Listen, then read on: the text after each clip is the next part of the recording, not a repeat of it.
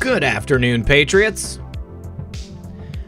and welcome to another edition of Occam's Razor. Afternoon, Patriots. Whoa. And welcome to another edition of Occam's Razor. Sorry about that.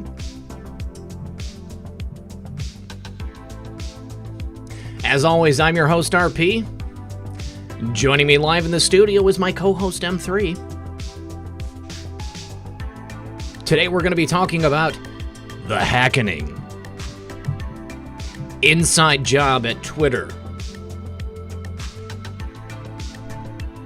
Pretty funny stuff. Hope you guys happened to see it in real time yesterday.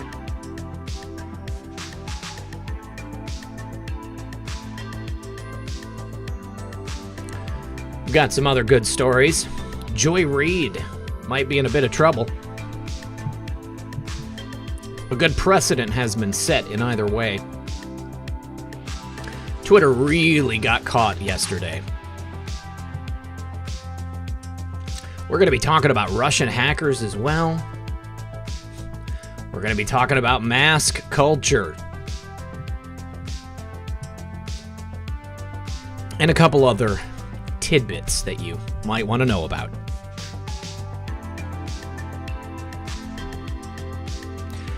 Do me a favor, guys. Don't forget to like and share this broadcast on your favorite social media platform. Help us break through the algorithm. And smash that like button so we can show the trolls that this is actually a good show. Maybe if they were not so busy hating, they could learn something.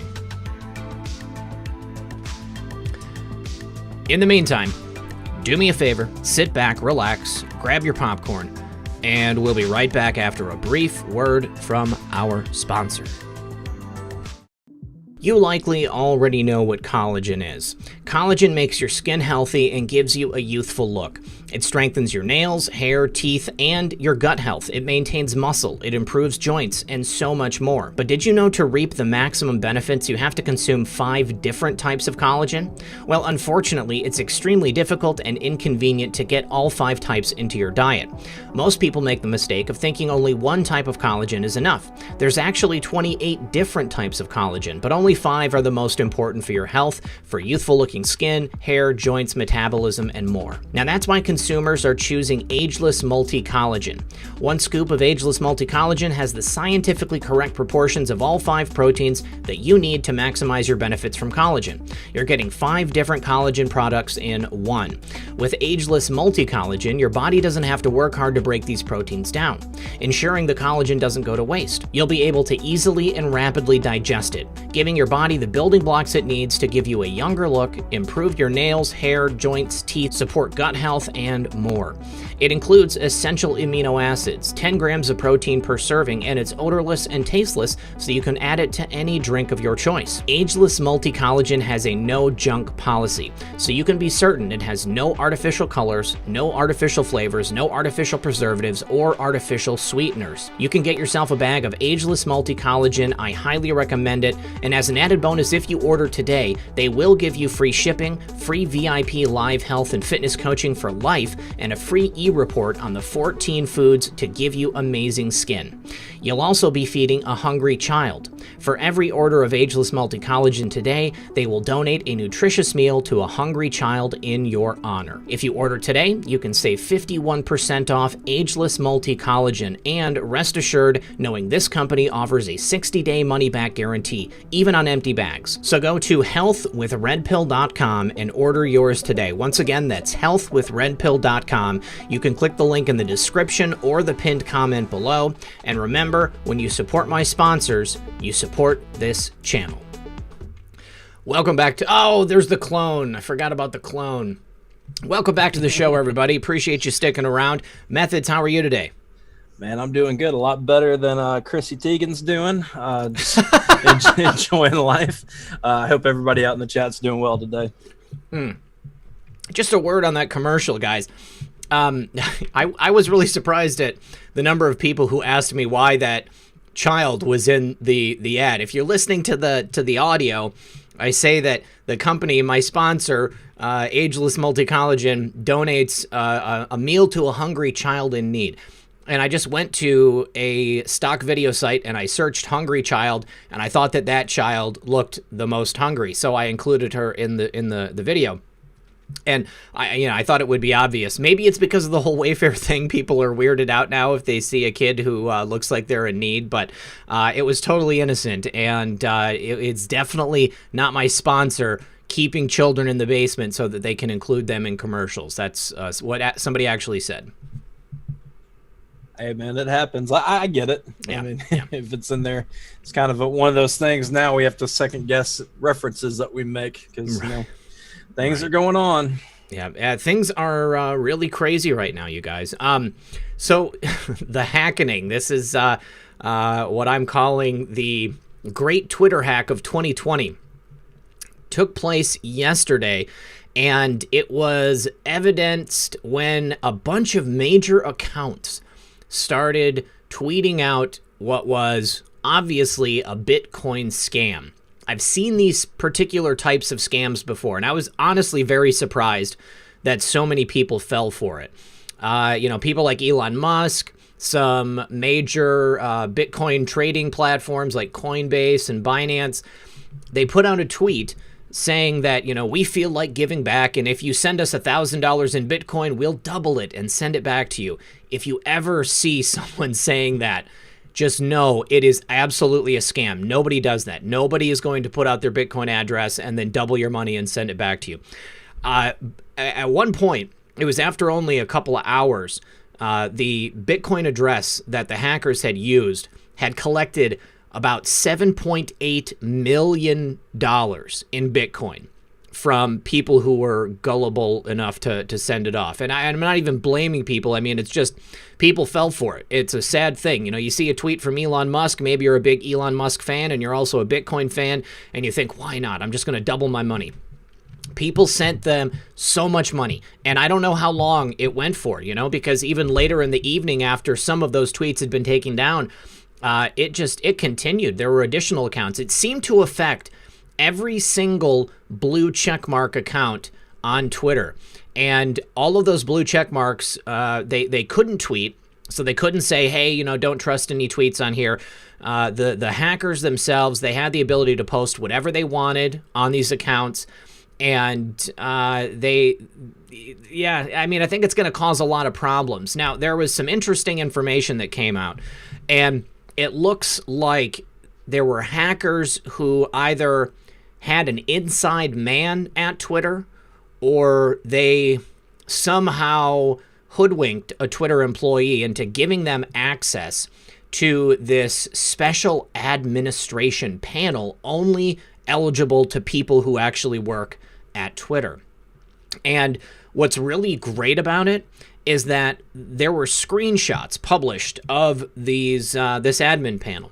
And in this admin panel, it shows that the people working at Twitter have the ability to basically hide people. They can hide trending items. They can shadow ban people. And it really, threw Jack Dorsey's testimony out the window about what Twitter employees are able to do and what they actually are doing to manipulate what's happening on their platform. Right, and I'm glad that people are pointing that out. I just dropped the link to that Vice article that discusses kind of what happened with the situation, because they did get through the admin panel side of things, so they were able to basically LARP as any account that they wanted to. And I've seen some people ask, well, if they were able to tweet, were they able to read DMs? And more than likely they were able to, and which has brought up the question of, is this a blackmail run? And the whole Bitcoin thing was just kind of a ruse to get us all talking about that, causing chaos, when they're really scraping the information. I know Zero Hedge even put that out, like how much blackmail is going on in the millions right now. But we've got a tweet from Michael Kudry. I don't know how to say it. Yeah, Kudry, saying, breaking alleged leaked pictures from the Twitter admin control panel that was compromised showcase the buttons, quote, trends blacklist and, quote, search blacklist, indicating Twitter does have the ability to shadow ban its users. So if anybody's looking for some, fun things to throw in the faces of, the mainstream media and all these blue check people saying, they don't shadow ban and stuff. There's literally a button that makes it really convenient for anybody with admin access to just silence real quickly. We see that happen. I've brought it up before. You can kind of tell when the shadow ban lever gets flipped. And I guess because, I'll put out a tweet and, I'm not saying all of them will take off or whatever, but you can really see it, especially when people DM me. And I think anybody listening that does that says, hey, I didn't see this for 6 or 7 hours. Yeah. Or I just got the notification for this, the next day. They do flip a switch, and it's obvious to us, but they always try to act like it's not going on. Well, they just got caught, red-handed. They did.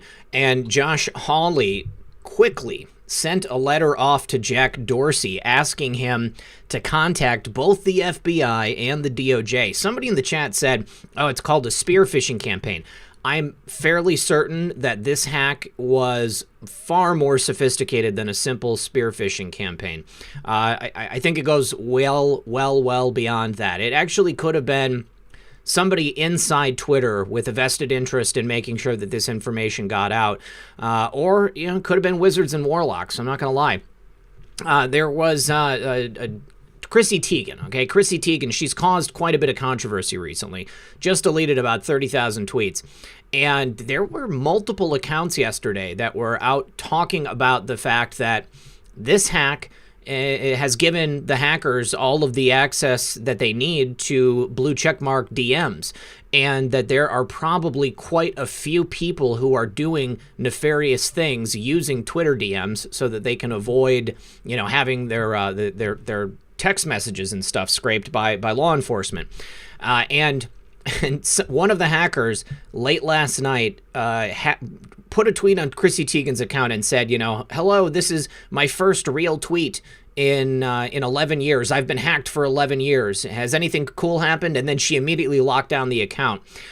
And I would really not be surprised if they were pointing to the fact that Chrissy Teigen has 11 years of bad behavior locked up in those DMs. But Josh Hawley said, as I write, Twitter seems to be experiencing a large-scale cyber attack, as illustrated by a number of posts inviting users to transfer Bitcoin under fraudulent pretenses.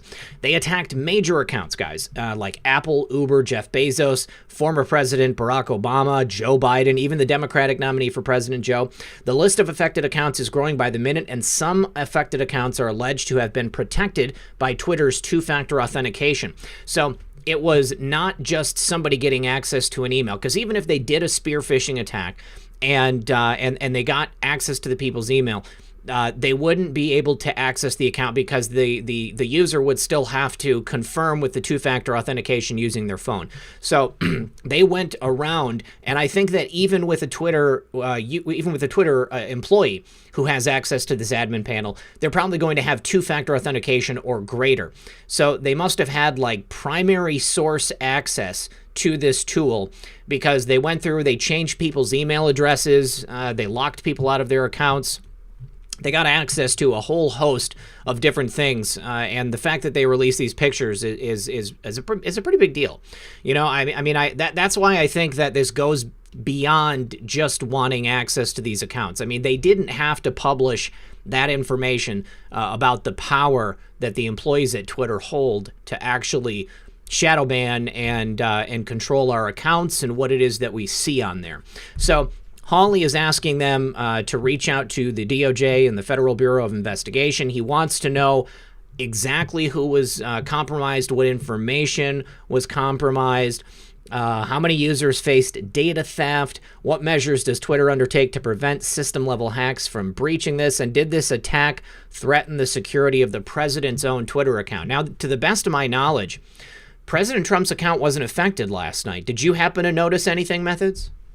No, I didn't, and because they quickly locked down all verified accounts to where they can quote unquote fix the incident, which it wasn't an incident. This is a full blown. If you want to take it at face value, and this was a hack, they got through. Somebody in the chat, Matt House, says that Bongino said it was insiders. Yeah. They're doing it. That's very plausible. But if we want to take it at face value, this was a hack. The whole goal in mind was to put out this Bitcoin plan, the Nigerian prince model, if you will, and scrape people's money and all that stuff. They would all, to me, to me, they would be able to get away with a lot more than just that. They would have it, putting out these links, getting everybody's attention, get into these people's DMs and scrape their information. Now, a lot of people have said this in the chat, said it since yesterday, and I tend to agree. Like, this is also an excuse to poison the well of any like nefarious DMs that are in Twitter or private information, because now anybody that something comes out on them and they get in trouble on social media, think Section 230 stuff that's coming up, they could say, oh, well, hackers got into my account. They must have put it there. That's not me.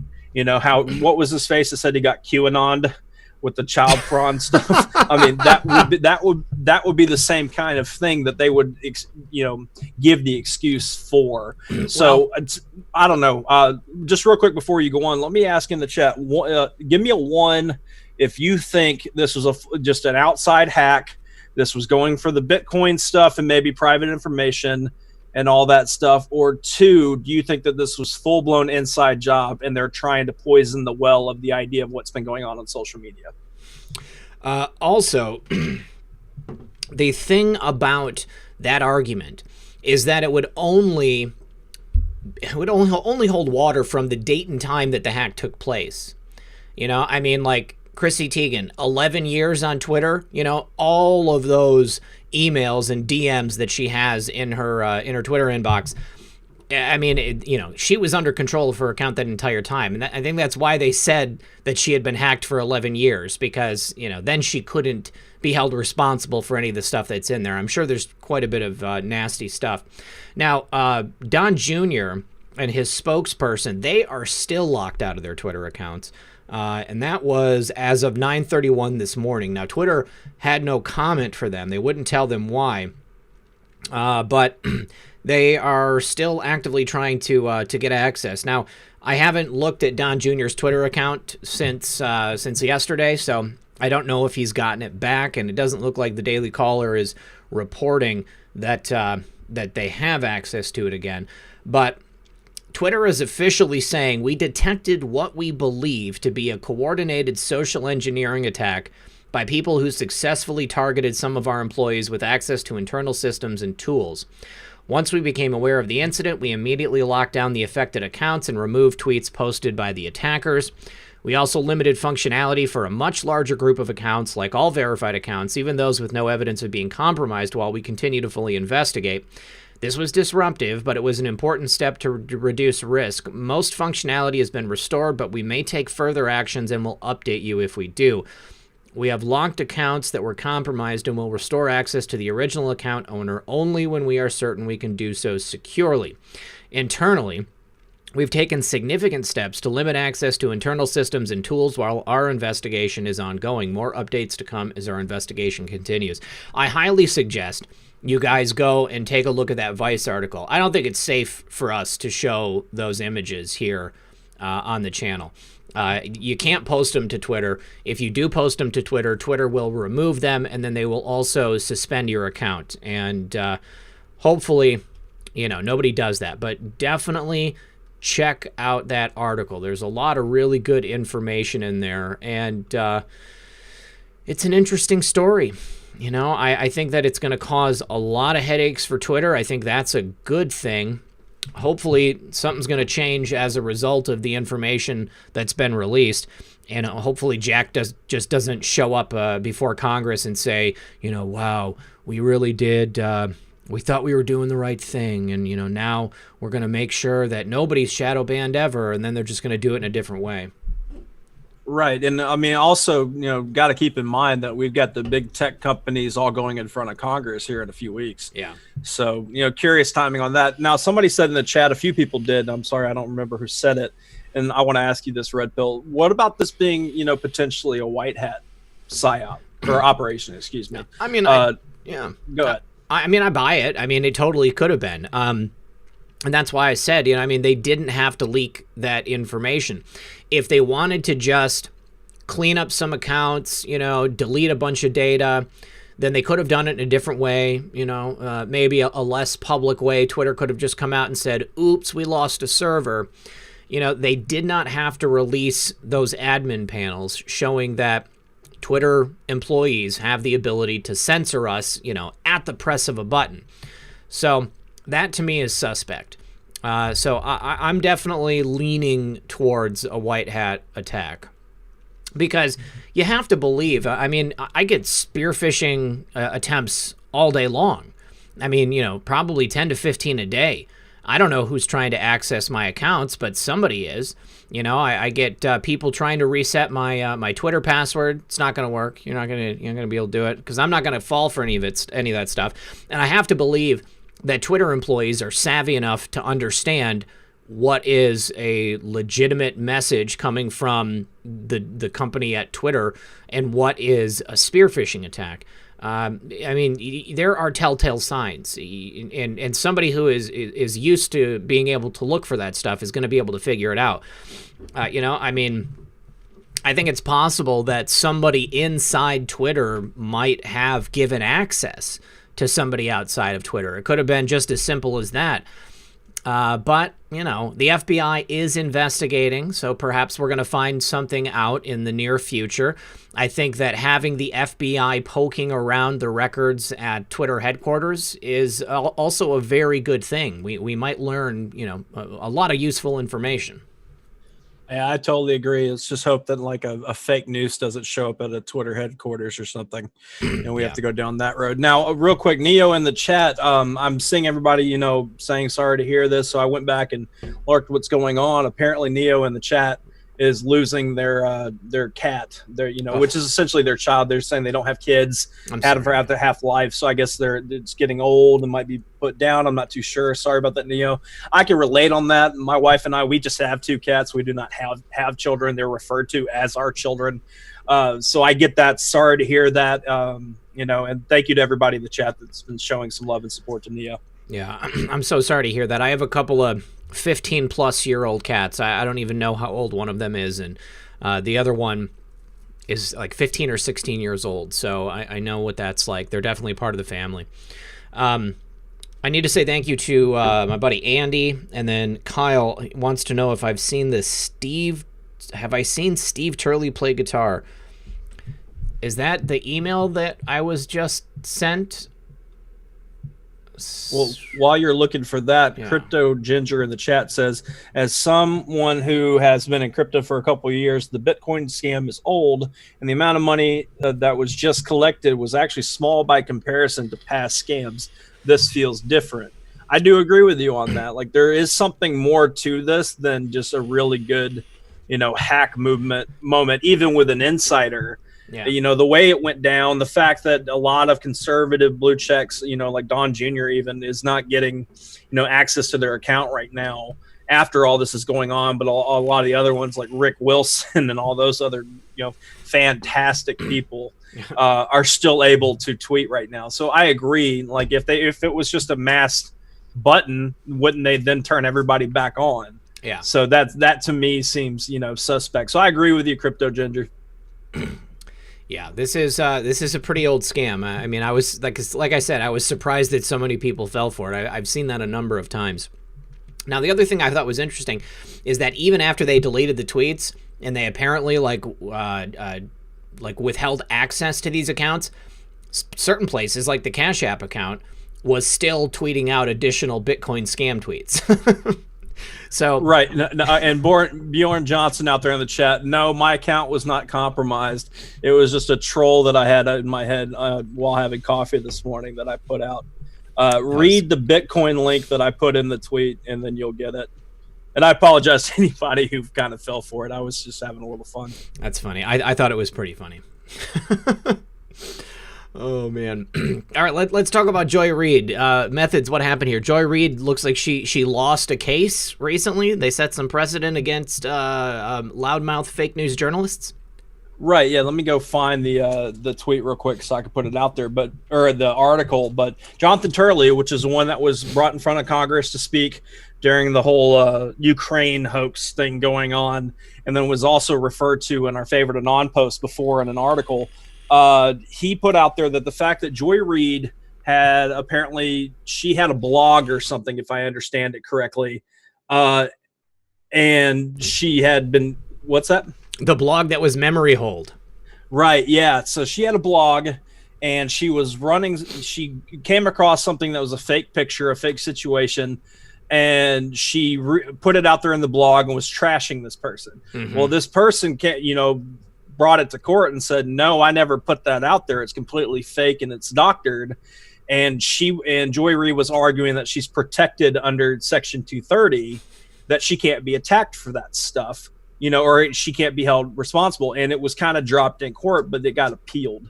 And in the appeal court, and I'm still looking for that article in my whole list of things, but basically the appeal court agreed with the defendant, or the plaintiff, excuse me, and Joy Reid is held responsible under Section 230. Section 230 doesn't protect her, basically. So that sets precedent for anybody else, any of these people writing articles, like for CNN, MSNBC, all that stuff. If they put out stuff that's fake against people, they're not protected under Section 230 based on this precedent now. Yeah, so this is going to, this kind of falls in line with what happened to the Covington kids. So it's, here, let me show you the article. It's this picture of this woman, and her name is Rosalind La Liberty. She is a supporter of President Trump, and here she is. She's yelling. This is at a hearing in California, and Reid said that she made this comment to this kid right here, saying that you're going to be first deported, dirty Mexican. But she didn't actually say that, and the image was false, as was the account that it was originally published on. So this woman is actually the daughter of immigrants, and she was described as trying to calm down the situation. The 14-year-old boy in front of her was at the center of the controversy. At the end, they are shown hugging in the video that was originally taken. So Reid published it with a misleading caption to her 1.24 million followers. It is a classic case of defamation. This brings me back to something that happened in the video yesterday. I did a story on African-American leaders in New York City. Shootings, gun violence is up by over 500% since Bill de Blasio and the city disbanded New York's anti-crime task force. Those were the plainclothes police officers who, among other things, were involved in the stop and frisk practice that was designed to take illegal weapons off the street from criminals and gang members. So I mentioned that yesterday, and I got a couple of emails, a couple of comments from people saying, I'm so disappointed in you. You support stop and frisk. And or that I'm speaking out against the Second Amendment. Let me be very clear. If you own a handgun legally and you carry it in a legal fashion, you have absolutely no worry of having your weapon confiscated by the police. The anti-crime unit targeted gangland operators who would be at risk of shooting innocent children. Since the anti-crime task force has been removed in the city of New York City, we have seen a massive upsurge in criminal activity and gun violence. We have children being shot. I don't care what time of day it is. Kids don't need to be getting shot. Okay, and these criminals know that because there's no cops on the streets, because there's nobody to stop them from doing what they're doing, it's just a free-for-all. Okay, there's no blue and white, there's no blue and red, there's no black and white. They can do whatever they want. So I mentioned that in my video yesterday, and a couple people took the statements and twisted them. The anti-crime task force is being requested to be reinstated by several African-American leaders in New York City. Once again, because gun violence is up by over 500%. 500%. I don't care if you like stop and frisk or whatever. That's neither here nor there. My point was that they did a job and they stopped crime from happening. Patriots like us, people who follow the law and who carry our weapons legally, we have nothing to worry about. Okay? And I think that maybe somebody had it confused that in New York you're not allowed to own a weapon, but Chicago you're not allowed to own a weapon. I know that much. So Joy Reid saying that this woman was, saying racist things, even though she herself is an immigrant, is akin to someone saying that I spoke out against the Second Amendment, because I never did. Bit of a rant there. Nah, you're fine, man. But yeah, just the major quote takeaway from the Jonathan Turley article that I dropped in the chat is United States Court of Appeals for the Second Circuit has handed down a major ruling against Reid that could undermine future defenses by media figures. It also ruled that Reid does not enjoy immunity under Section 230 of the Communications Decency Act. So anytime now we get that happening to anybody, when articles are written and they just boldface lie, do all that stuff, they can use this as precedent and go after them, which is what needs to happen. I know that we need to have some changes made to Section 230 entirely, because it does kind of protect a lot of things from going on. So, which brings us kind of back to the hackening, because if they were able to use that opportunity to clean up a lot of the stuff going on Twitter that would, be illegal, whether it comes to, trafficking and anything, all that kind of stuff. If they just use that situation to hide from all that, they would kind of be able to show clean books when Section 230 comes up and they don't have those protections, because we are getting into being publishers on when it comes to social media. Absolutely. Somebody just mentioned that couple in St. Louis. It's a completely different situation. We know that there is a dirty Soros prosecutor in charge there in St. Louis who's twisting the law and destroying the rights of this law-abiding couple who were perfectly within their rights to protect their home and their property. So I think that in the end, that couple will be vindicated, and they will have their Second Amendment completely reinstated for them, and they're going to get their weapons back. But that's a different issue. We got to get rid of that prosecutor in St. Louis. She is, she's on the Soros payroll. So as long as you have major metropolitan areas where there is a prosecutor in play who was put there by George Soros, that's going to be a completely different situation, and you need to take care of that issue on a separate basis. Right. I mean, you're going to have judges and prosecutors and all these things that are just going to abuse their authority, and that's where things need, that's when you get into conduct investigations and figuring out what they're doing, and paper trail and all that stuff, and it needs to be fixed. But that kind of falls, at least in the immediate on the state level. And when you've got some of these Democrat leaders that are running these states that are already a dumpster fire, you're not going to expect for them to clean up these acts when it works in the benefit of not just for Democrats in general, but just for evil intent. Like you can see, like with Gavin Newsom, like he's releasing even more people from jail. By August, I think they said, I can't remember how many it was. What was it, like 18,000 or something crazy? In New York too. And obviously both places run by Democrats, both places where they had like the hardest hit in terms of the CV-19. They're releasing the prisoners because they just want to make it even worse. So in those areas, if you live there, all the more reason for you to exercise your Second Amendment rights. Right. And I mean, I also see it, and I kind of put this out there on Twitter, the idea of, all those people were like, all right, well, Gavin Newsom let me out. I'm going to go ahead and vote for him so I don't get put back in. So that's just, I don't know if they had voting rights in the jails, but that kind of like solidifies that, like that vote, or at least puts it in their minds that this governor, this mayor, this whoever let me out.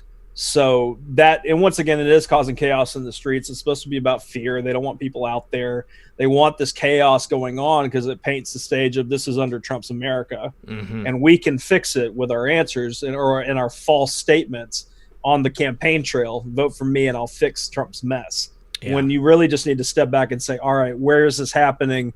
Who's really in control? But this does bring into a point. I don't know if you have this up or you were planning on showing it, Red Pill, but I had tweeted out a clip from Trump when he was being asked about what was he going to do with these states that aren't really, they're not taking care of themselves. They're allowing this chaos to go on. Go ahead. I put it in the video yesterday, but I'll pull it up again. Okay. All right. Well, yeah, I had just doxed that I didn't watch your video yesterday, which is fine. My apologies. But yeah, I mean, on that point, Trump is going to have to step in. There has been this like game of chicken because they want to say Trump's a dictator, but they also want help from the government financially, but they want to be left alone and allow this mess to keep going, just for like the former points of saying this is Trump's America. Well, Trump's going to step in. I think that's what's going to happen next week. He's going to have to step in some locations to fix, because they aren't doing it themselves. And if he announces it, even when he just announces plans to do that stuff, the left is going to lose it. Yeah, we all know that. The mainstream media, Trump's going to take over. He's the dictator, you know, Hitler this, Hitler that.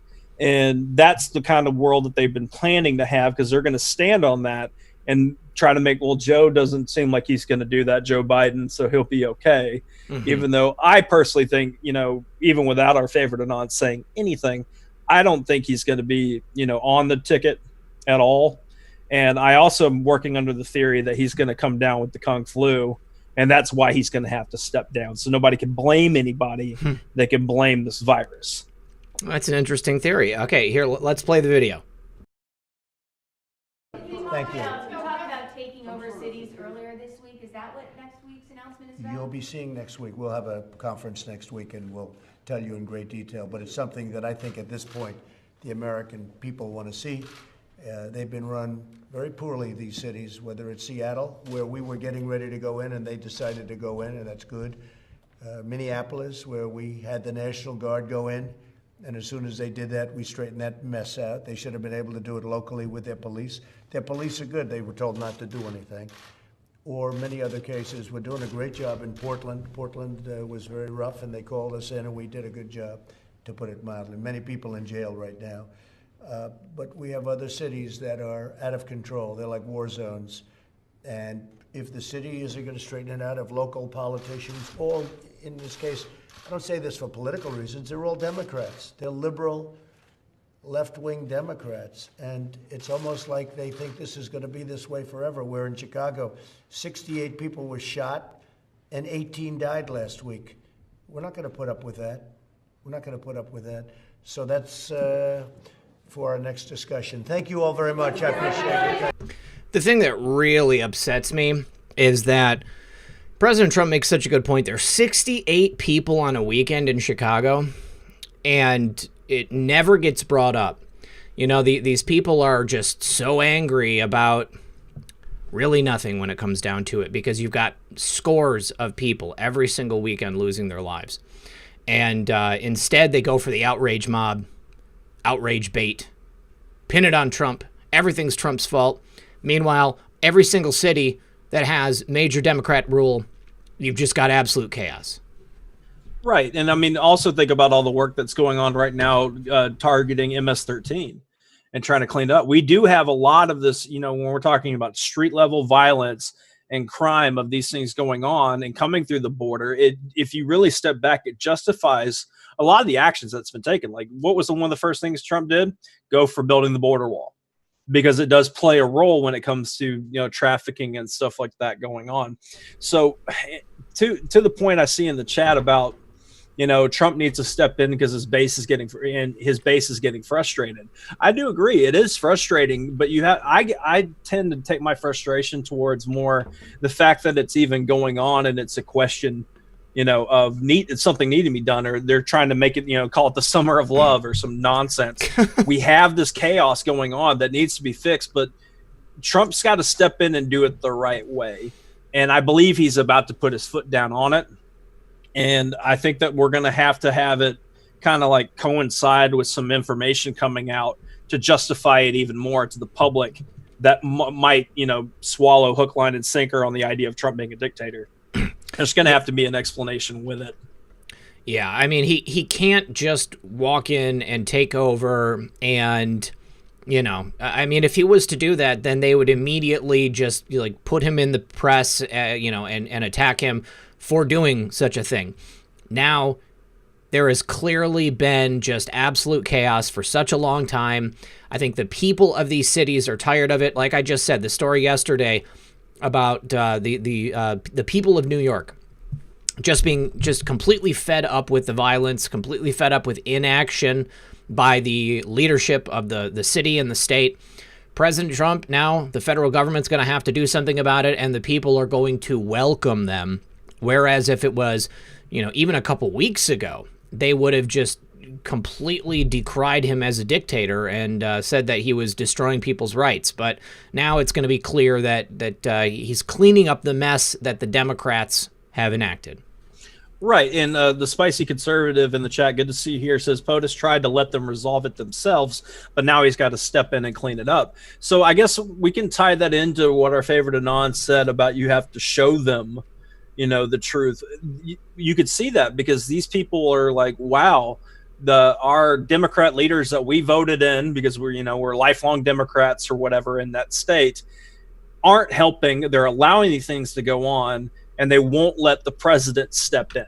So what's going to happen next? Trump steps in, fixes things with plenty of time while we still have the stock market growing and then getting people back to work and all that. And they would say, all right, this president did it for us. I'm going to go ahead and bet on him again for 4 more years. And I'm also going to vote for the opposite, candidate of the leader that put me through this mess on my state level. Exactly. To me, and I know there is that argument of why did Trump allow that to happen? We should have just stepped in and done it anyways. I agree with that.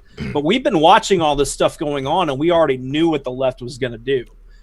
But we're trying to wake up everybody the best we can. So I can appreciate that strategy if that's truly it.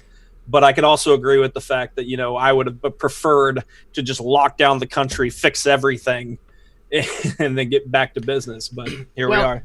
Here's my opinion on it. We have local, state, and federal. We're supposed to have states' rights. They're supposed to be taking care of certain things, dealing with the safety and security of their people. The federal government has certain responsibilities. The state government has other responsibilities. For President Trump to just come in and take over those responsibilities that have historically been in the hands of the state government, I think that it's a dangerous precedent. And I think that we needed to allow for these state government and these local governments to fail in their mandate. So now President Trump can safely come in and take care of this stuff, and he's not going to be hailed as a dictator. He's going to be hailed as a savior in this instance. And we'll definitely make sure that narrative, the correct narrative, which is Trump is helping fix things, gets out to the public. Now, real quick, before we get into, because I think we should segue into Sessions. Because we've been asked, and Charles in the chat, thank you for bringing it up. We will discuss it. But we've got 5,200 people here hanging out with us, which is awesome. 1.7 thousand likes. If you guys don't mind turning that thumb blue, that would be great. And thank you guys for hitting us up on PayPal and Cash App. We really appreciate it. Yes, thank you very much, guys, for the donations. Definitely appreciate it. And if you have not yet, look at that, 5,200. It's so easy. Just go ahead and hit the like button. It really helps us out. It lets this platform know that this is content worth showing to people. And also, if you could, go to my channel page and make sure you hit the notification bell. And once you hit all videos, all notifications on all videos, then you got to go into your phone, into the notifications for YouTube, and actually turn those on too, so you get those notifications from your phone's operating system. Real quick, I just want to say thank you to our Cloaked Unseen World. Appreciate that. Zap Kennels, this is from yesterday, and that's all that I got from PayPal. Now, Dana Finkler, who's having a birthday party next month, is going to be calling in this weekend to tell everybody about it. Dana, I just want you to know I have gotten your messages, and when we do the call-in show on either Friday or Saturday, whatever you're available, go ahead and call in. Now, okay, so Kate also sent me a donation on Cash App and says the Redskins sex scandal story is breaking. I saw this last night from Dilly, and I shared it in our Discord methods. I haven't actually seen anything reporting on this yet. So if anybody has a link to this Redskins sex scandal, by all means, send it to me. I definitely want to know what's going on there. I saw some crazy stuff. Also, Steve Hassan says, political correctness is tyranny with manners. I absolutely agree. And then once again, Dana says, has Muffingate been solved? Muffingate is solved for the moment, at least. All right, talking about Jeff Sessions. Right, and just real quick, little Stevie in the chat says, what exactly did Barr say this morning? We also plan on talking about that, too. So, Red Pill, we'll make sure we get to that. But go ahead. Yeah, we'll talk about that next. So, I had several people message me and say, what does this mean? That Jeff Sessions lost in the primary to Tommy Tuberville. What does that mean for Trust Sessions? From my take on it, Jeff Sessions, when he was the Attorney General, that's when we were told to trust Sessions. Jeff put everything into action that we're seeing finalized today. So that's Huber, that's Durham, that's the Epstein arrest and indictments, many major things, even if he did recuse himself from the Russia investigation. For whatever reason, I feel like it needed to play out that way. We were told to trust Jeff Sessions at that time. It's not like we've gotten a post from our favorite Anon in the last 6 months saying to trust Jeff Sessions. If Tommy Tuberville has won the primary there, then the people of Alabama have spoken, and Tommy Tuberville hopefully will get elected in November when he gets to the general election.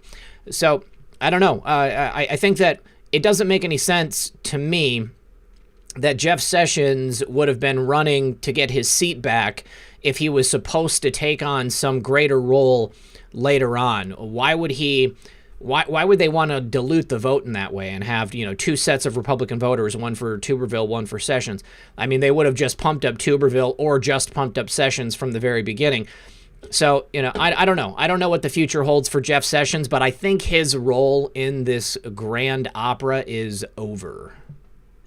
Right. Well, if we want to take our favorite Anon at his or her word when it comes to, Sessions will be proved to be a hero in the future. Sometimes you got to, fall down publicly and take the attacks until, just to help the cause along. If we want to work down that theory, it's kind of a win-win to have Sessions run, because if he wins, we get him in the Senate, assuming he is a good guy, which I like Sessions. I haven't been proven wrong by him. I still believe that he was supposed to recuse and let things play out, because how many people woke up from watching the impeachment hoax going on, or the Mueller probe stuff? So I can appreciate that there. So in this working theory, you got him run, either A, he gets into the Senate, or he doesn't. But what played out was Trump and him look like they're at odds. Mm-hmm. So if we're going to have this information come out later about Sessions, that he definitely played his role, did everything right, set up a lot of these things going on. Well, now there's already a paper trail of evidence for the left, people that don't pay attention to the news that much, only get the headlines of, well, Sessions did all this and are bringing people down or helped set the stage for that. And Trump doesn't even like this guy. It kind of can help with the idea of Trump not looking biased. It's really hard to look at these situations, Red Pill, when we've already seen so much and we take into consideration what our favorite Anon said and reading body language and doing research on people. But you got to think about, we'll just say common folk, mm-hmm. The people that don't have the time to do this stuff, nor don't really care. But when they hear, oh, so-and-so got arrested and it came from Sessions, it's going to be really hard for the media to say that Sessions is his, right-hand man, or was, when they've been at odds with each other, at least in the public forum, for years now. Yeah. Now, Stacks in the chat keeps saying stuff like, lots of talk with no action, American lives being ruined. The idea that the federal government should solve all your problems is a liberal mindset, okay? As far as I'm concerned, the states need to figure out their own issues. And if you have enough people in a state who elect a Democrat into office who ruins your state, then the problems that are resulting from that are on that Democrat leader in that state. And the people of the states need to make their voices heard by voting and making sure that things happen in the proper way, that good candidates get into office. They need to be the ones who take control and get the people into office that are going to change things, i.e. good America First MAGA Republicans, or good America First independent representatives to run their states. If you want President Trump to fix everything, then you're going to have to make him Emperor, God Emperor Trump. He's not God Emperor Trump, even though we like to joke about it. He's the president. He's running the federal government. He's not running the government of your state, where a liberal Democrat is destroying things and ruining infrastructure and setting prisoners free. Unfortunately, as much as people might not like it, we have a separation of these various branches of the government. And the way that Democrats have been running things for so long has been from the top down. It's not supposed to be like that. We got to get back to the way it's supposed to be. And we need strong state governments. The states have the right to run their own governments and to take care of the people. And if they're not, you have to replace that government. That's my point. Yeah, exactly. And Vigilant Blade in the chat says, need to do research on all candidates on either side, period. And I totally agree, especially with when you're going to be voting. You know, the common idea would be to vote all the way down blue, right? You just go ahead and check all, Trump and down, make sure it says it on there, because all the chaos at the voting booths or whatever happens. But yeah, no, research everybody and then compare the two. Figure out what's going on here. Because, I mean, if you're ending up in a situation in the state that you're picking lesser of two evils, that's kind of how Trump got elected, right? A lot of people, we didn't know Trump was going to be this awesome, at least in our eyes. But a lot of people voted for Trump because he wasn't Hillary. And we can accept that. And that, to me, you need to kind of do that anyways. When you see people, and I don't really like to throw shade at people. I have an opinion on just about what everybody says, but I just don't share it. But when I see people, like one particular person I won't even mention was so upset with the Senate's decisions and stuff, they said, all right, it's time to turn the Senate blue. We're tired of this. And we're like, no, that's not true. Your answer is let's really show them, let's vote in Democrats. And you're supposed to be a Republican, right? That to me is the wrong answer, entirely. We got to make sure the right hands are on the wheel. You're supposed to be a Republican. I think that this election is going to surprise us. I mean, if we can get the fair election that we're supposed to have, which I think we're planning, there are plans in the works to make occur. I really believe that we're going to be very surprised about how this election goes, and for the better, that is. All right. Hold on just a second. Somebody just alerted me to the fact that the link for my sponsor is not working, and I need to refresh real quick. Hold on just a sec. I'm going to repost the link to my sponsor here in just a moment. Dang it, it's not working. What is going on? Huh. I actually need to get that fixed. I'm sure you do. Yeah, that's a problem. Well, not everything's going to run smoothly all the time. I've been working on stuff behind the scenes on mine and Woke Society's show that's coming out. And I've been making sure that all those things are going to work out fine. But everybody I've talked to who's started shows, they're all saying I highly would be surprised if it goes smoothly. There's always going to be something that messes up, which is fine, but I'm just excited to get started with it. And, yeah, what's going on with that? Well, right now, like, we've got a lot of the graphics and stuff made. Thank you once again to Bree Eves for building that stuff. She does fantastic work. Highly suggest hitting her up. She'll give you a good deal on it.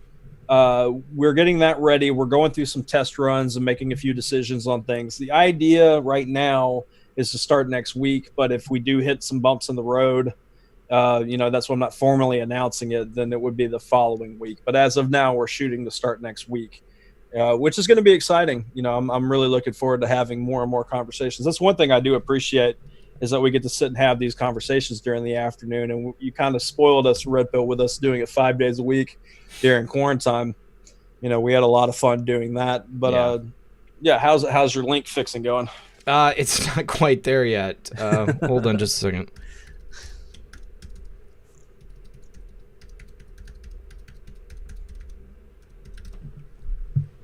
Okay, let me try that. That is so weird. Yeah, okay. I got it fixed, guys. Sorry about that. I'm going to drop it into the chat. So if anybody... There you go. You'll go ahead and try that, and that should work. Sorry about that.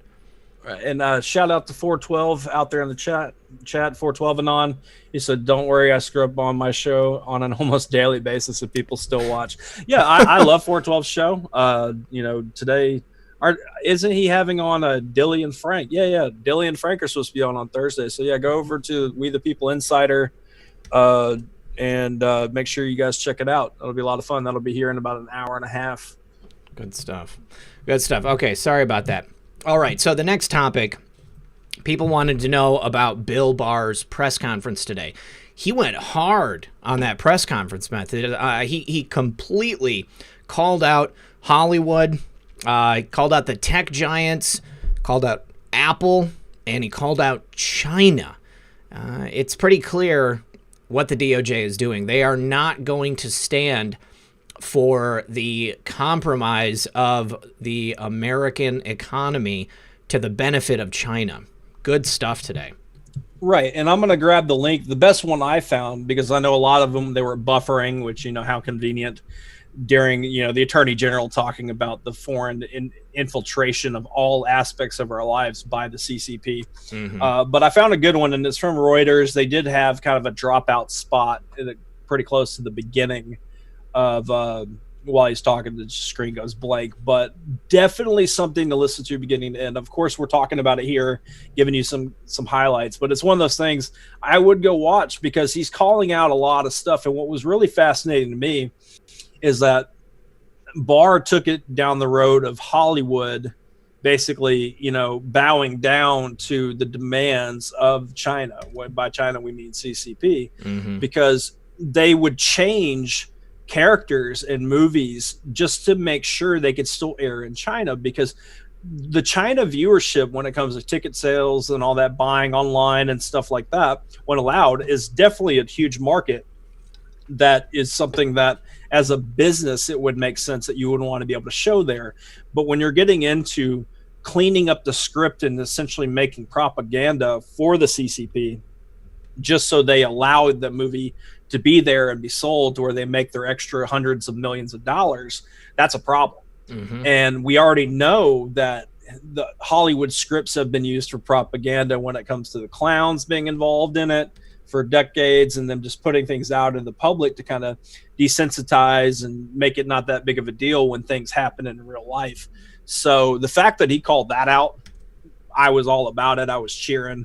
But definitely, I'm going to drop the link again, and make sure you guys watch it. Watch it after. Watch it in between this show and 412s if you're looking for something to watch. It's about 30, 45 minutes long, if I remember correctly. But yeah, going in hard about how the global, finance scale, the whole apparatus, China is such a big part of it, and they weren't as much until we had people like Clinton. Mm-hmm. And other presidents allowing these things to happen. They set the stage to let China build up, and they did it quickly. Mm-hmm. And then now I think they said something from 2% to 20% of the global GDP was going through it. That's China's hand. That's 1/5 of the world of stuff going on, and we can't allow that to happen. And now you see, how they can essentially bribe, because they'll give out loans, they'll give out the deals, they'll allow them to build over there for cheaper. So then you've got all the financing happening in other countries, and then those become exports, and then the money gets kicked back to China and all that stuff. They basically can comfortably bribe entities when it comes to entertainment, manufacturing, insert whatever here. And that's where we got to the mess that we are now. And just if you listen to it, you understand how big of a deal it is, China versus America when it comes to some of this stuff.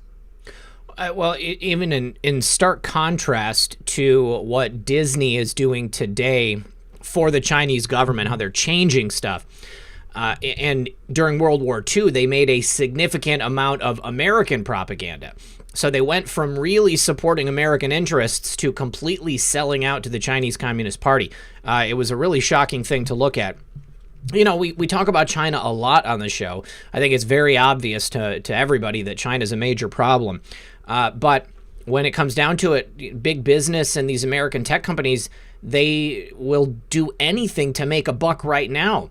They're not thinking ahead. The Chinese will send people to America to work at tech companies, to work in emerging markets, simply to steal that tech, that intellectual property, go back to China, make it, produce it, and then sell it back to us cheaper. The stolen technology of the American worker, even cheaper, sold back to us. It's disgusting.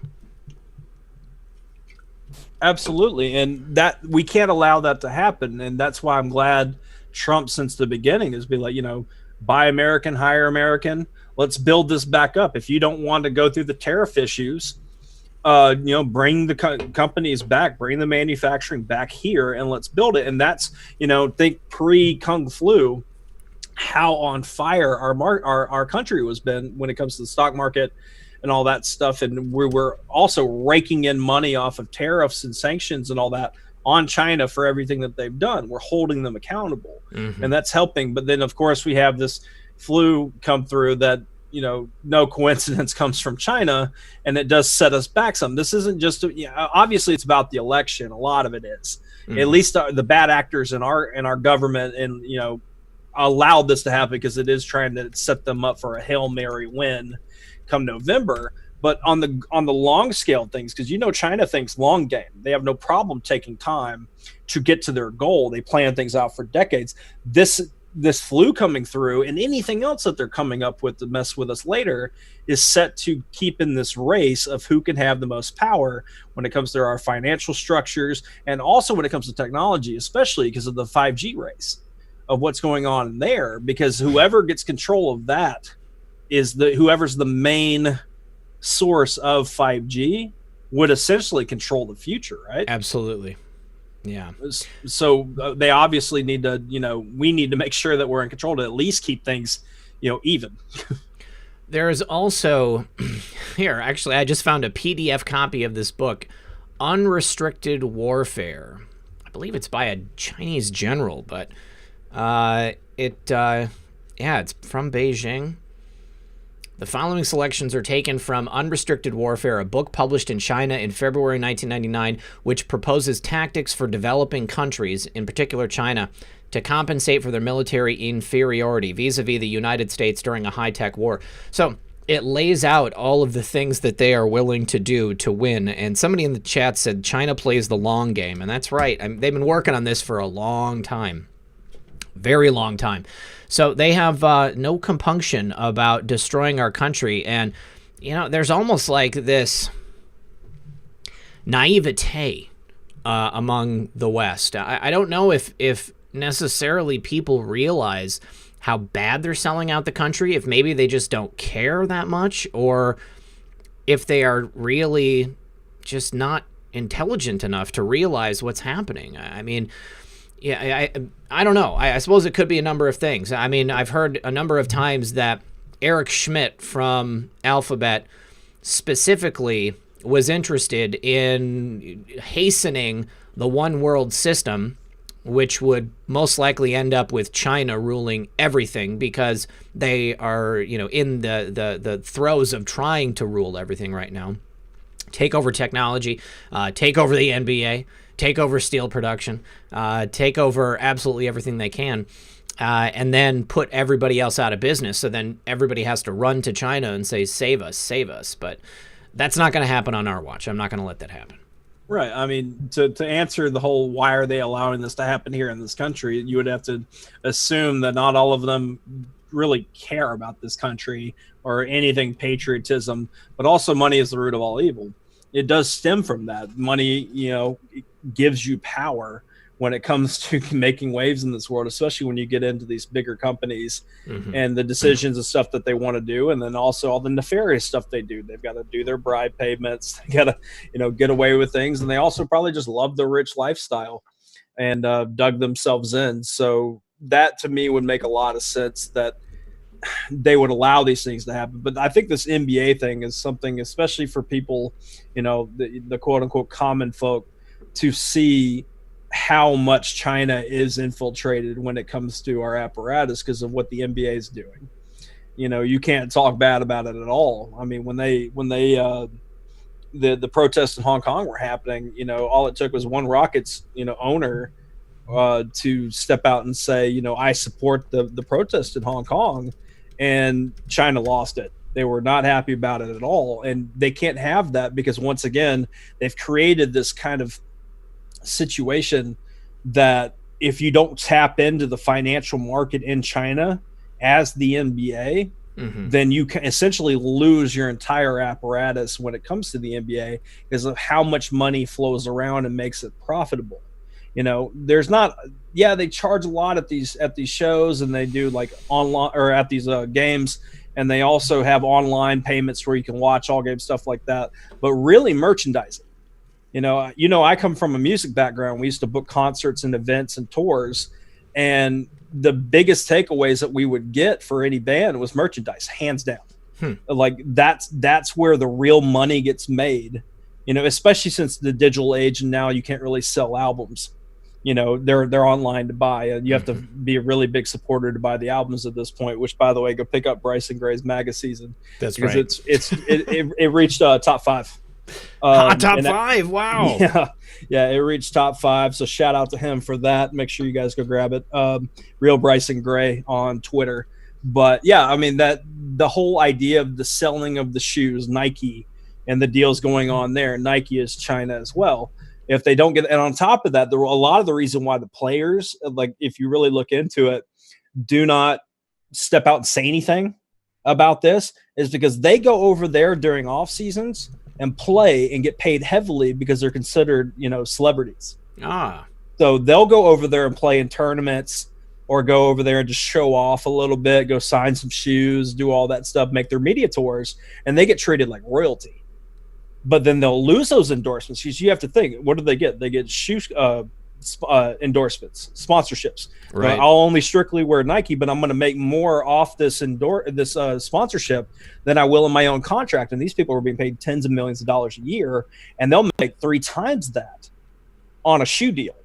Well, just follow the financial bouncing ball, and that's where those things are being built, or over there. It's where it's all constructed. So it essentially has created this house of cards that China, you know, is the deck. And that's why we have to kind of fix these things systematically, because this could topple nations if China, we don't handle that correctly, because they haven't done it just here. They've done it in a lot of places. Kyle Howell, redpill78 at protonmail.com. Kate just sent me a message too on Cash App. Thank you, Kate. She said that, this is on PayPal, but she sent the message on the Cash App about the Redskins. Jeff Bezos wanted to buy the team, and now the Washington Post and Fox News are breaking the story. They had sex parties and pimped out the cheerleaders to the higher-ups. I haven't been able to find anything on Washington Post. I didn't check Fox News yet, and I went to Dilly's Twitter account to see if he had broken anything about it. Because like I said, he suggested that this was going to break today last night. But I'm still not... Oh, here we go. Ex-Redskin, ex-Washington player Josh Norman tweets cryptic message about team's dark past amid bombshell report rumors. Here we go. Oh, wow. All right, so he's hinting at it. But I don't see anything about the cheerleaders or Jeff Bezos yet. Very interesting. Very interesting. Have you heard anything about this, Methods? No, I only saw what you sent over from Dilly, and I'm sure. I mean, I would assume Dilly would do his due diligence before putting stuff out there. It sounded like he got like a tip ahead of time. Right, which you know how I kind of feel about that in general. It's like, oh, that's great. Even if I'm friends, like, no offense to you, if you send me a DM saying, hey, I heard this, I'd prefer to have sauce on it just before running with it. But that kind of would make sense, because when you're talking about season ticket holders on some of these places and you get into having these private boxes and stuff, we're getting into a lot of money here. Mm-hmm. So imagine, of course they would be doing things like that, like offering, cheerleaders or whatever. Those things go on, so you would assume it was be going on in the NFL. It's so funny because it's never anything that's occurred to me. Never thought sports ball. Never thought it was happening. I don't know, man. I believe it, but I never thought about it. I could tell you anything right now, and you'd believe it when it comes to sports, Red Pill. But I know some people in the chat, because we still have that. I've said it before, and I'm not going to hide behind it. I like watching the NBA. I grew up playing basketball. Yeah, I can appreciate it. Am I very conflicted about the watching coming up in the next few months? Yes. I don't know exactly what I'm going to do because I don't want to support it. But at the end of the day, it's something that I would use to wind down. So I guess we're in this, when they say new normal, for us, it's like not supporting these kind of things. So maybe I need to find a new hobby of something to watch. But I mean, it's been ingrained in our culture. Like I grew up, my father would preach Sunday mornings and Sunday nights, but during the afternoon we were watching football. Nice. That was the thing. And if we missed it, my dad would tape it. He'd go preach and then come home and watch it. And we never considered it being a wrong thing. But now when you look at it in hindsight, it's like we've been supporting at least the build up of this into nefarious and very evil actions of the, we made the NFL what it is by supporting it for so long, right? Mm-hmm. Mm-hmm. Well, I did find an article from the Gateway Pundit here, Eric Blair at the Gateway Pundit. Internet explodes with rumors about Redskins owner Dan Snyder was on Epstein's list. Pimped out cheerleaders. Rumors have swirled all week that the Washington Post is set to publish an expose on the team, which reportedly will contain numerous bombshells, but the internet can't wait. Speculation hit full boil on Thursday, prompting a few stories to boot. For the record, we don't know a thing and are just passing along the speculation. So literally anything could take place. But Meow.com is reporting that Dan Snyder faces trafficking allegations. He was on Epstein's list. That's interesting. We're going to have to go ahead and see what happens there. But this is definitely going to be something that I'll be looking into. I actually heard something really, really strange last night.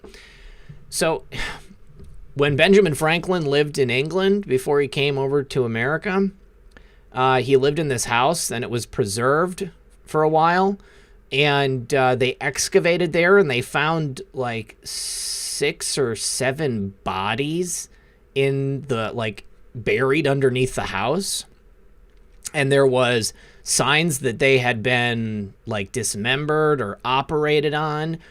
And I know that Ben Franklin, and maybe he was doing amateur autopsies or something like that, or maybe he was involved with something crazy, because there's a lot of talk of our founding fathers and their connections to these various groups and stuff like that. I'm going to have to get more information on it. I heard it when I was doing other stuff, but I was shocked. I was shocked to hear that. Right. And I kind of hope that there is legitimacy, since you just told 5,200 people that. Oh, no, it's legit. It's legit. It's legit. It's legit. It was an official excavation, and the there was the local magister. He said that he couldn't rule out that there hadn't been a crime committed. And I think that they kind of just, they were like, well, it was 200 years ago. Who cares? Ben Franklin, Right. You can't kid yourself and say that the evil stuff that we've been researching the last few years, especially, it's not, shout out to people who have been into this stuff for decades. I mean, you guys definitely are like, oh, it's about time there's been a movement digging into all this stuff. This evil's been around, and there's going to be in all different facets, and I'm not justifying it or trying to desensitize people listening to it. You just have to accept the fact that you're going to find it in all situations, because evil is an infiltration always, and they make it a part of the society.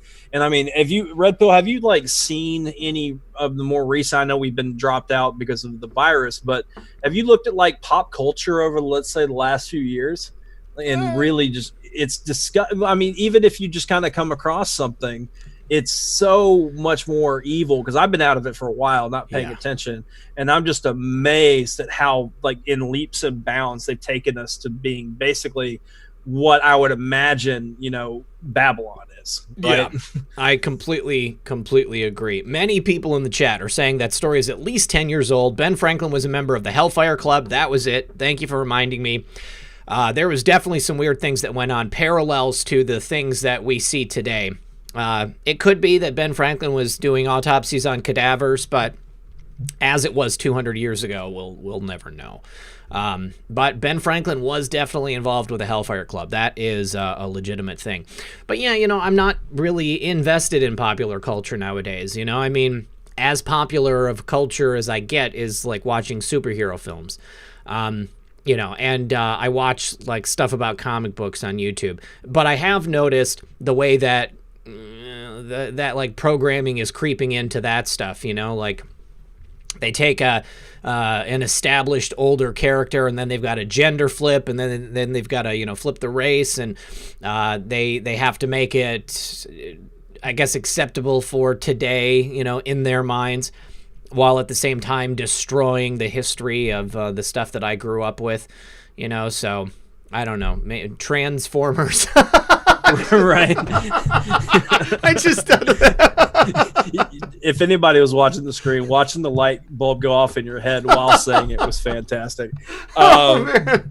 But yeah, no, just shout out to the chat and all that, because I mean, I've looked into Hellfire stuff before, but when you dig as much as we do, and I never claim to have, you know, a mind like a steel trap, you kind of forget things. So I that's why I really appreciate just reading this chat while we're hanging out and talking, because you get reminded about stuff a lot. And that's the beauty about this, is it's really hard for history to hide when you have people constantly reminding each other about stuff. And that's why I always kind of support that. But yeah, we are in such a culture that was even feeling weird growing up, because when I was younger, early 90s, when my mother was still alive, like, we would go to abortion protests, and they would actually happen, and the local news would at least report on it, and we're just reporting that it happened, and they would interview a few of the people from my church. And that was okay. That was normal. It was a protest. It was something to cover.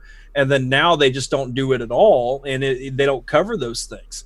And to just see how quickly we've just progressed towards like an evil society being the new normal for the last 30, 40 years it's just mind boggling to look back at how wasn't accepted back then. Now, if you don't accept it, you're the bad guy. Absolutely. 412, thanks for hanging out with us, buddy. I hope you have a great day.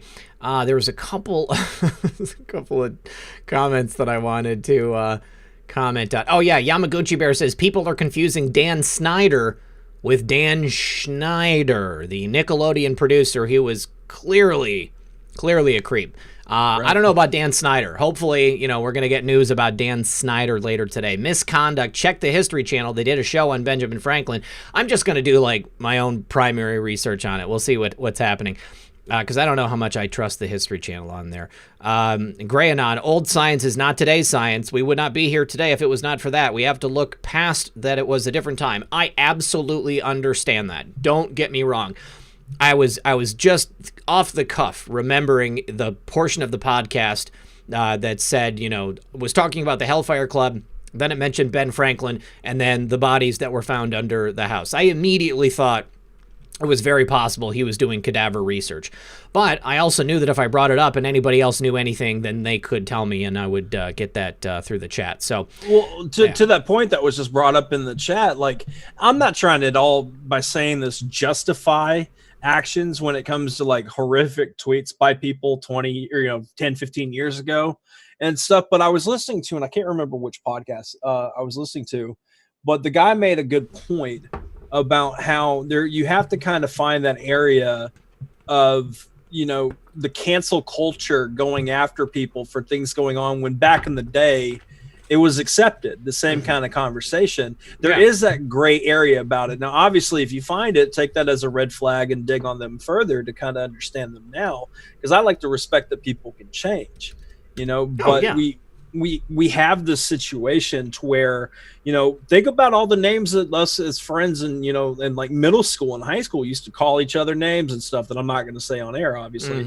but that would be, that's how things were. And it was accepted as such. And maybe we could thank Hollywood for making things like that normal and okay. But then we go back and find things on them. If anything, you just collect it as a part of the evidence and see where they're going with things now.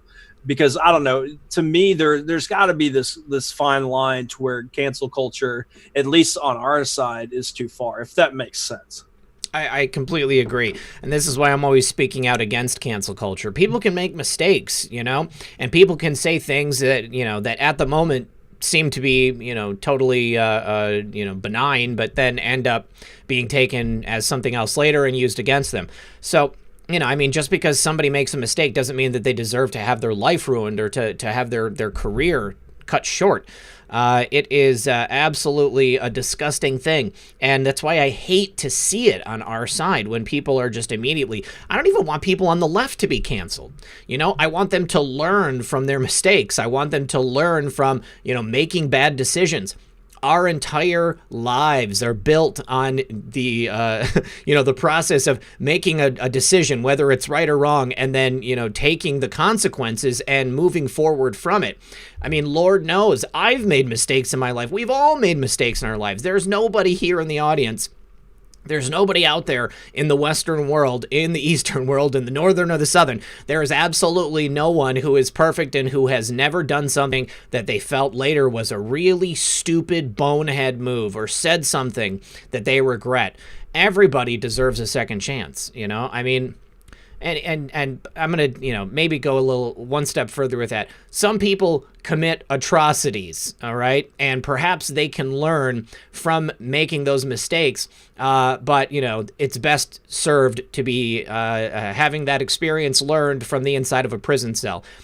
Don't twist my words and say that I want people who commit crimes against children to get a second chance at society. Absolutely not. There are certain things you can never come back from. And when you commit that act, then you got to serve your time, you got to serve the consequences, and you got to meet your maker with that heavy on your heart. But just stupid things. People making a dumb statement. You know, Roseanne making a funny joke, you know, on Twitter and then having it twisted on her completely. By the way, did you see that article I sent to you the other day? Which one? About us interviewing Roseanne. They called me some guy with a Skype and a microphone. No, I didn't read it, man. Send that to me again. That's pretty funny. Yeah, it's in our DM. I'll have to find it. But it said Roseanne doubles down. Obama's going to be the first one to be arrested. That was the title, and it was Showbiz 411. I just know it to be some Hollywood website. I've never actually read it, but. Yeah, he said, if anybody knows who these guys are, send me a message and I'll give them credit. But apparently nobody ever did, and I didn't do it either, so. Right. I mean, that's pretty cool, though, because I remember when during quarantine we got covered by, I don't even remember who the podcast was. You remember that? Like, they were jerks? Yeah. Yeah, it was some podcast, and I'll just, fill the audience in on it here. We were doing quarantine, and then obviously, you guys are awesome on Twitter. You suggest us when people ask, who's your favorite podcast or live stream. We get tagged, and somebody had tagged us, quite frankly, in some other podcast. I'll just call them dudes. I'll be nice about it. And they were doing that. So they figured they would do a segment on their show covering Frank's show and our show, Quarantine. And they decided, at least they were nice to Frank about it, but they decided to hone in on how Red Pill and I will dance around keywords back, especially when we was monetized, to kind of stop from what inevitably happened. It was the worst example too. Like it was the worst example. And then they tried to say that we didn't have a platform, we don't have a future, we don't have an audience that gets it. They were really picking on it, and they just really honed down on that, and they just made that their thing. Yeah. And I mean, to me, it was hilarious. So if anything, it was more exposure and all that. But yeah, I mean, bad publicity is still publicity, right? Yeah. I mean, the irony is that we get far more views than they do. I think that the guy's claim to fame was that he was on MTV at one time. And so his ego was a little bit boosted as a result of that. But he basically told us to give up and go do something else. So whatever. I don't care. I have a great time doing the show, and I'm glad that you guys are here with us. So either way, somebody keyed me into the fact that I reported yesterday that Kanye was reportedly dropping out of the presidential race, but today TMZ is reporting that he has in fact filed his FEC forms, going full steam ahead with his 2020 presidential run.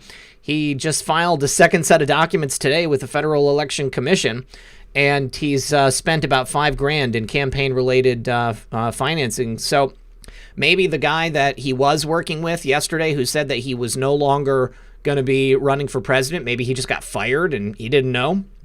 I don't know. But kind of interesting. Right. I don't know. I mean, if he runs or not, this whole thing is just crazy.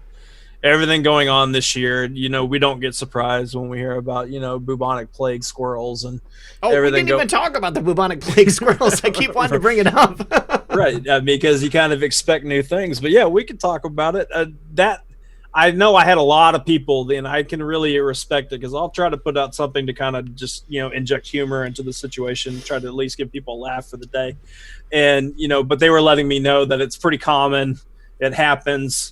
It's not being reported a lot because it's not being made a big deal, but they have been found in them, and they've been found in other, species of animals and stuff. So, yeah, I mean, what else can we expect?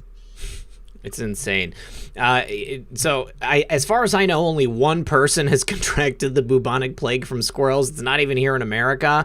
But I've heard tell that there's like bubonic plague in Los Angeles due to all of the rats as a result of all of the people living on the street. Pretty sad stuff, but hopefully this isn't their next play. Hopefully bubonic plague is not their next play. Otherwise, we're going to see people in the top hats and the big bird plague masks walking around again. I'm not interested in that. So, right. I don't think masks will stop the bubonic plague either. Right. Well, I did find that article that you're talking about with Roseanne. I'll go ahead and put that in the chat if you guys want to have fun with it. Yeah, check it out. Check it out. Send him a message and tell him that red pill and methods are awesome. Right. Tell him that it's pronounced M3 Thods. I'd really appreciate that. Oh man. So we've only got a couple minutes left, but there was several other stories we wanted to talk about that we didn't get to. But from the NCSC, that would be I don't even know what it stands for. Advanced Counterintelligence, National Clearance Security, something or other. But nearly half of all security clearance holders are now under continuous evaluation. I would imagine that this is in direct response to all of the classified leaking that's been happening since President Trump came into office. And I say it is high time that that they start doing stuff like this. I mean, you can't just hand someone a security clearance and trust that they're going to continue to hold on to their oath and make sure that they're not doing anything wrong. I mean, clearly it's been happening so much. There's been so much information that has been released since President Trump came into office. A culture of leaking, and virtually all of it in relation to holdovers from the previous administration. So I think this is a good thing, definitely. Right. I mean, they need to be monitored anyways. I mean, why just half at this point? But I get it. I mean, everybody's working hard. I just put the tweet out there for everybody to have. They need to be monitored because, I mean, think about what all the mess that's been going on in the clearance world of our intelligence communities and what they've been abusing their powers and saying things and being whistleblowers against the president, listening in on phone calls and doing all this stuff. That, to me, they all need to be monitored, especially during this time. Mm-hmm. Allison Boucher, who are you talking to? If you have a PhD, why on earth do this? You could have a great career. I don't know. I don't think Methods or I have a PhD, so I don't know about that. Cynthia Roberts says, love your show. Thank you very much, Cynthia. Also, Hey Jude has sent a couple of donations. Let me see what you're saying here, Hey Jude. So said, Trump's speech at 4 p.m. on regulations. That'll be on RSBN. Oh, sorry, Golden State Times. And then Hamilton on Disney. Hamilton on Disney Plus is phenomenal. Are we talking about Hamilton, the movie about Alexander Hamilton, the musical? There's something coming out on Disney Plus. I saw talk about it. I heard that Hamilton got canceled because of what the slaves he used to own. I don't know. Right. Yeah. I mean, the whole cancel thing at this point, I mean, it's all just going to get, all of it's going to get canceled. We're just in that world. Yeah. Yeah. Which is fun. I mean, anybody miss 2019 at all? Anybody in the chat? Man, I'm already over 2020. Right. I mean, just think about how life was like 2015, or 2016 even.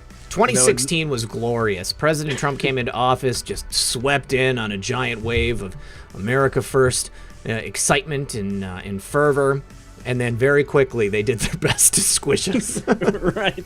And then now we're just in this chaos. Like every day we get a headline that, you'll remember this. I know we only got a minute or two, but in the beginning, people would want to be sending us, links to things to check it out. Yep. And we would be sent stuff and we're like, that headline's probably garbage. And we look and it's a website we've never heard of, or a WordPress link or something like that. Sure. Now when we get sent stuff and we read the headline real quick to see what's going on, like you assume it's real at that point immediately, no matter how crazy it is. Yeah. Because of what we live in. Mm-hmm. What was the one we got yesterday? There was the link, the picture of the fish with teeth. Yeah, that's true. That's real. Right. And we're all like, okay, that makes sense. You know, that's the world we live in. I mean, I thought we were going to have flying cars and stuff by this time. No, no, where you get fish with teeth and, bubonic plague squirrels. Oh, so that's where we are. But yeah, we're here at the end of the show. Thank you guys for hanging out with us. We really do appreciate it. As you're heading out for the door, please click that like button. We'd really appreciate that. And do you have any announcements for this weekend you want to knock out real quick? Well, I need to say thank you to John. He said, where we go one, we go all. On Friday, that's tomorrow, Judith Very Baker, the author of Me and Lee, is going to be back here. We're going to be talking more about some of the circumstances surrounding the assassination of John F. Kennedy and other things. She is a great researcher. And then on Saturday, Reba for Congress is going to be here. She is a MAGA candidate running down in Florida in President Trump's district where Mar-a-Lago is. So we need to make sure we support her. She's a great lady. She was run over by a car and they left her for dead, but she did not give up easily. Reba is a fighter, and I think you guys are really going to enjoy her. And then on Sunday, we have everybody's favorite conservative in New York, Chris. I forgot his last name. Christopher Wright. Christopher Wright. That's right. Christopher Wright. Yeah, Chris is a great guy. I'll tweet out some information about him tomorrow. I'll put out a link or a video clip so you guys can see where he comes from. That's going to be a very fun conversation. Yeah. I look forward to that for sure. All right, you guys. Other than that, be back here at 6 for another edition of Red Pill News. Thanks again, Methods, for a great show. Thank you to everybody who kept the chat comfy, and thank you to the mods for helping out. Thank you to everybody who donated. We could not do it without you guys. Love you, good luck, and God bless.